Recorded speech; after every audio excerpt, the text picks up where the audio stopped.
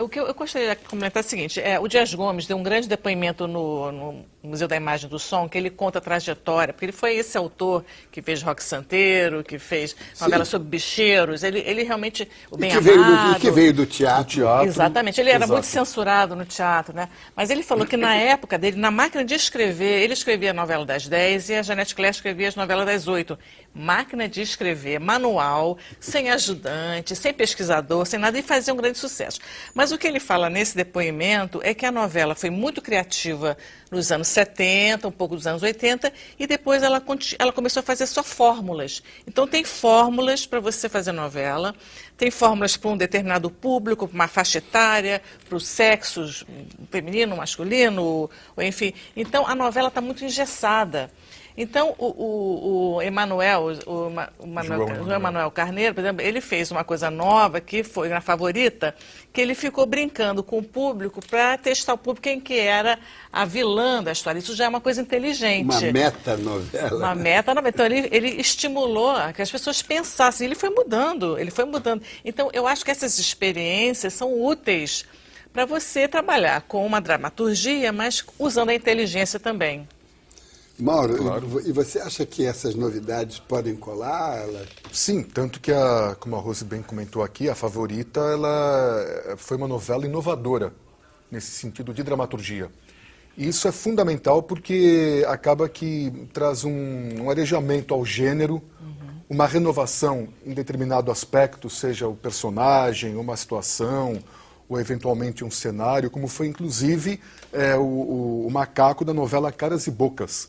Foi muito interessante e reconquistou a audiência infantil e infanto-juvenil. Digo, reconquistou em termos de empatia com a novela, de discussão sobre a novela. Né? Nota-se isso, por exemplo, em transportes públicos, em shoppings, ou seja, locais por excelência de reunião desses conglomerados, o que se comenta sobre a novela. Então isso também é um fator muito importante, não apenas o número, mas o que se fala e o quanto se fala sobre a novela. Mas a novela, de certa forma, ajudou a urbanizar o Brasil. Mas sem dúvida alguma. Ela é, sei lá, 70% de temas de cenários e temas... Sem dúvida, e tivemos uma autora por excelência que foi Janete Claire com Selva de Pedra, e posteriormente O Astro, Duas Vidas, novelas que mostraram essa urbanização do Brasil. Sim, mas e ao mesmo tempo não oferece o Brasil profundo. Não, né? mas olha só, então o Pantanal na Manchete quebrou justamente com isso. Ele foi para o interior e conseguiu, foi a primeira novela que conseguiu disputar audiência com a TV Globo, numa época que a TV Globo era poderosa, mas eles quebraram esse paradigma. Tem uma Araguaia. Muito parecida com Pantanal, mas eu achei muito legal porque era mais lenta, era mais visual, era um outro ritmo. Então, outra estética, mas Pantanal isso foi revolucionário. Tanto que a Globo foi buscar o Benedito Rui Barbosa, que tinha ido para a Manchete, para voltar para a Globo, porque eles sentiram que se a Manchete continuasse fazendo essas experiências, realmente seria um concorrente. Por exemplo, recentemente, não sei se vocês lembram de Vidas Opostas, da Record, que fez uma novela dentro de uma favela real. Então, mostrava o tráfico de drogas, a polícia entrando. Então, foi uma tropa de elite pioneira. E ela conseguiu? Ela teve grande audiência. Tanto que depois a Globo... Quantos meses, mais ou menos? Muitos meses. Ela atraía o público. O público chegava em casa, queria ver essa novela, porque era uma novela que tinha gosto de realidade, assim. Era coisa do cara invadindo a favela, problema de droga, problema de briga. Então, isso foi interessante. Então, a Globo resolveu fazer uma novela também usando a favela, só que construiu uma favela. Não foi tão bem sucedida, mas a gente vê pela tropa de elite que o público cria uma coisa de realidade, queria discutir a sua realidade. E para muitas pessoas, para milhões de pessoas, essa realidade é a que conta, né? Não, que na verdade... Mas pode ter, a ficção é ótima, não, a ficção, sem dúvida, mas também... que foi o que o Dias Gomes realmente nos trouxe com Bandeira 2, Exatamente. ambientada em Ramos. Quer dizer, quando que em 71 você iria imaginar uma novela fora da zona sul do Rio ou dos Jardins em São Paulo. Não, e falando de bicheiro, o bicheiro não existia na televisão brasileira. Exato. E ele falou dos bicheiros, é muito interessante.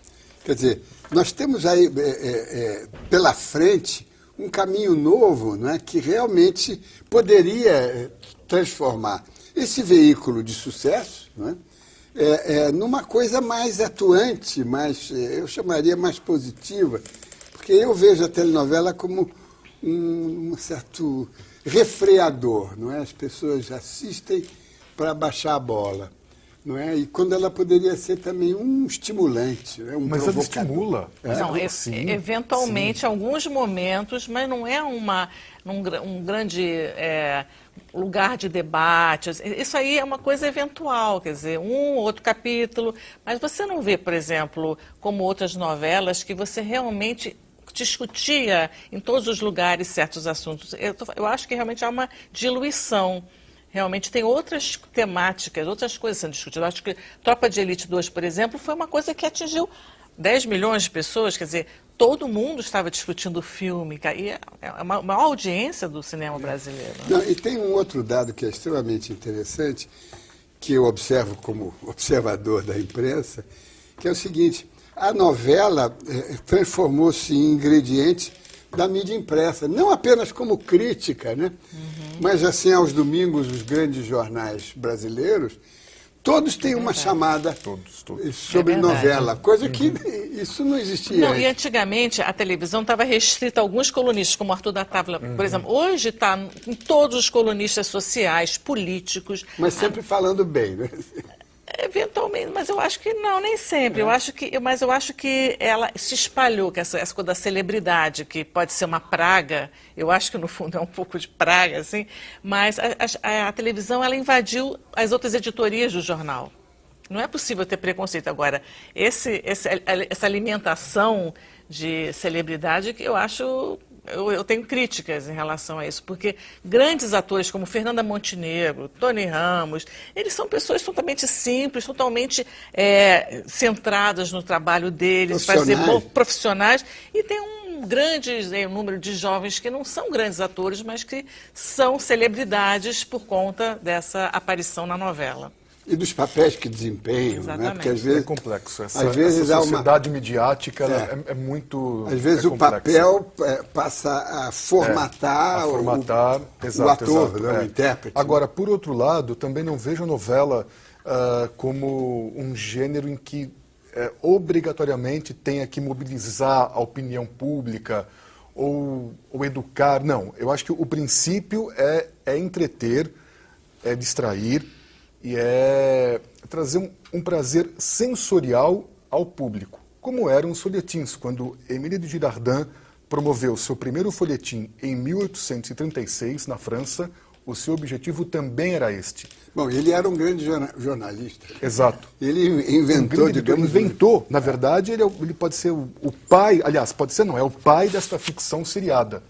Não, e do jornalismo moderno também. Né? Exato, exato. Mas, Mauro, o que eu falo é o seguinte, olha só, tem um estudo que fala o seguinte, as pessoas dos 15 aos 40 anos veem, em média, 15 mil horas de novela. Isso eu acho uma coisa assim que realmente, como estava falando antes, se pudesse dividir esse horário com outras fruições que dão prazer também, um show de música, uma peça de teatro, quer dizer, há algumas tentativas de popularizar o teatro, de popularizar, né, o show, né, facilitar a entrada de pessoas que não podem pagar. Eu acho que isso enriquece as pessoas. Fazer com que seja um prazer ler um livro é uma beleza, mas cada vez menos as pessoas conseguem se concentrar em ler um livro inteiro, porque tem a televisão ligada, né? Tem alguém falando alto, tem o funk ligado. Então, a pessoa desiste meio de ler e fica lá na novela sem se aprofundar. A conversa está muito boa, e telenovela realmente é assunto absorvente, mas vamos ao intervalo e voltamos daqui a pouco. Voltamos com o último bloco do Observatório da Imprensa, que hoje debate as telenovelas no Brasil. Um fenômeno prestes a completar 6 décadas de existência. Mauro Alencar, um balanço que eu queria que você fizesse, uma avaliação assim, saindo da sua especialidade, quer dizer, vendo a sua especialidade no grande contexto cultural do país. Né? E vou fazer uma confissão. Quando eu estava começando em jornalismo, e não existiam as telenovelas, porque não tinha ainda, não era impossível, anos 50 não havia gravação, claro. Então tinha que ser ao vivo. No rádio. Tinha que ser, não, estou falando televisão. TV ao vivo. Tinha que ser ao vivo. Então eu me lembro que eu fiz para a TV Rio, e também para o Jaci Campos na Tupi, eu fazia peças, não é? E com isso, claro que depois eu me absorvi pelo jornalismo propriamente dito e abandonei, mas a televisão conseguia absorver e treinar mais gente. Hoje a coisa se fechou. Os noveleiros são quantos no Brasil? São um número reduzido. Que ficou uma coisa muito especializada, muito sofisticada, né? Um clube fechado, um country club muito fechado, e não se treina, quer dizer, não se treina e não se treina a dramaturgia, quer dizer, não se testa novas formas de dramaturgia no Brasil, que eu acho que precisaria, né? Como é que você, Mauro? Bom, de fato, escrever novela é uma tarefa extremamente árdua. E é bem-vindo que novos autores, inclusive do cinema, o caso do João Emanuel, por exemplo, não é? Se arrisquem, porque somente assim você terá uma renovação e uma oxigenação ao gênero. Isto é fundamental. Sempre, sempre. Este é um ponto. Agora, sobre a novela enquanto gênero, enquanto ficção, tudo passa por ela.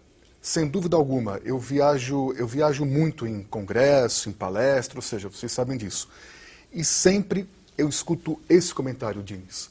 Ou seja, diversos romancistas, teatrólogos, adaptados, de um modo ou de outro, eles estão presentes na nossa novela, que registra de maneira brilhante e eficiente a nossa experiência diária. Às vezes de modo mais superficial, às vezes de modo mais profundo, mas sempre procurando contribuir com o dia a dia do nosso povo. Isso é inegável e a partir daí então é que a novela brasileira passou a ser um espelho de produção para outros países, inclusive Cuba.